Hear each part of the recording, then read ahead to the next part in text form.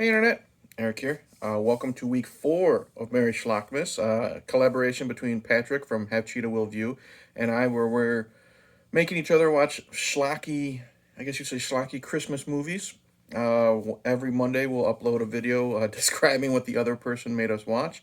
And after the debacle that was Santa Claus for me last week, and with this being the actual week of Christmas, I figured let's finally get an actual Christmas horror movie and that so many people have talked about. Frenzy loves it.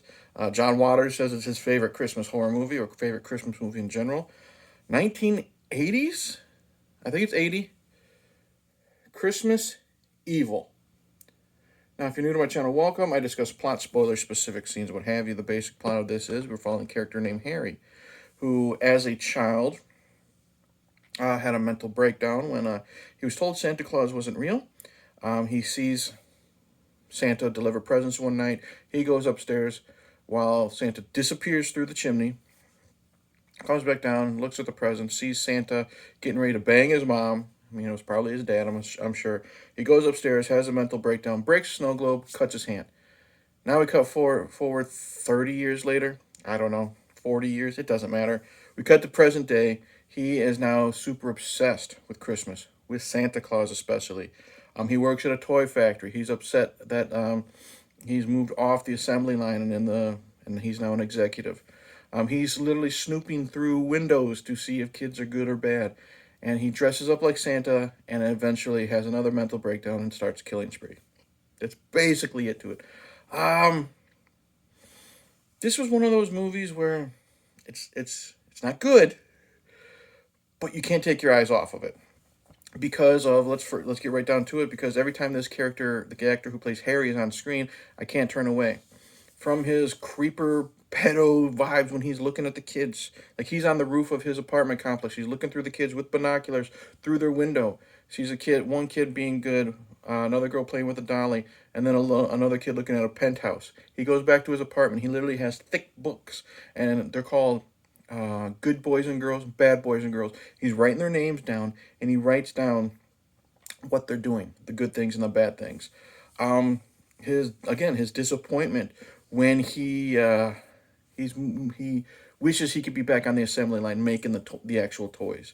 The scenes where he's actually getting the suit together, when he's wrapping the padding around it, or when he goes fucking crazy when he super glues the beard to his face and he yanks on it and freaks out in front of the mirror.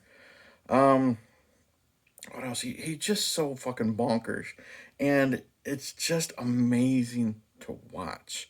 This guy just totally loses his mind. One scene is he's gonna go to his brother's house for Thanksgiving, and apparently he hasn't missed Thanksgiving in years.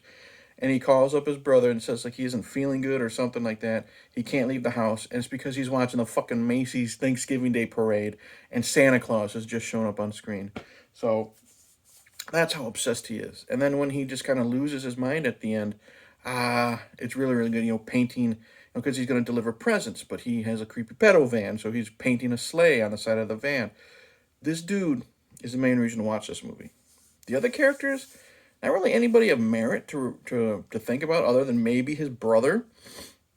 And his brother's hardly in the film. He's just there to be like, I love you. My brother's got some mental problems. Blah blah blah. They have a confrontation at the end. That's it. The main character to watch is Harry because he's fucking Looney Tunes. The gore. For 1980, I didn't think it was going to be. I expected a lot more gore. There isn't, but we do have a scene where he's outside a church. Midnight mass just happened, and some people that know him kind of picking on him, type of thing. Or I don't know if they know him or not. But either way, they're giving him some shit because he's outside the stairs with a bag of toys, dressed as Santa. They're giving him shit, and he impales like one in the eyeball with a toy soldier. He has a little toy tomahawk. He axes someone in the head. He does something else. Not that bloody. He sneaks into the house, I think, of his boss. I don't remember, and he's delivering presents to the kids. But then he sees his boss sleeping. His boss wakes up and he like slits the guy's throat with the star, like the sharpest star in the world that's on top of the tree. Now, granted, it's 1980. You might be able to believe that. But that's pretty much the extent of the blood and gore that I remember. So the kill scenes are there, but they're not overly impressive. They're not overly memorable. Uh, the finale of this film is what really gets me.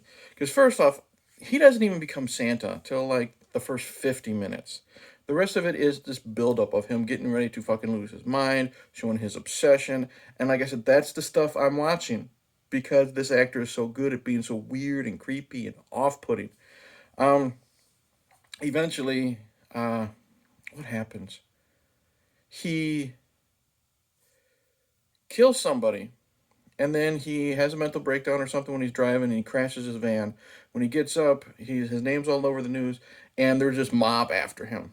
And they're literally, it's one of the best things I've ever seen. There's literally a guy dressed in Santa running away down an alley from a mob that has fucking torches. It's fantastic. He takes one of the kids hostage with a knife. Somehow I think the kid convinces him to let him go. I don't remember. But then Harry gets in his pedo van and he drives away. And I guess he's driving off an embankment. This is the part that's really fucking stupid. He drives off the embankment, and I'm assuming he fucking lands in the river and drowns.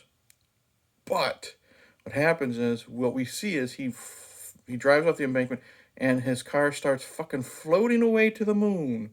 While I don't know, Rudolph or Silent Night or some fucking stupid Christmas song plays.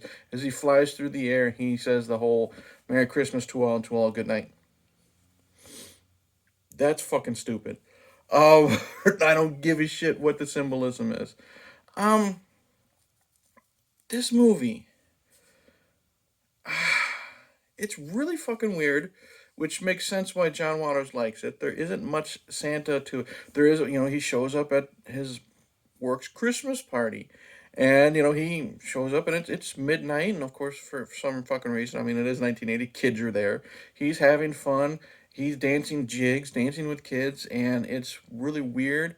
Doesn't belong in this movie. It reminds me of like the Suicide Squad when they're all having fun at the bar. You know, in a movie where everyone's getting fucking killed, they're having fun.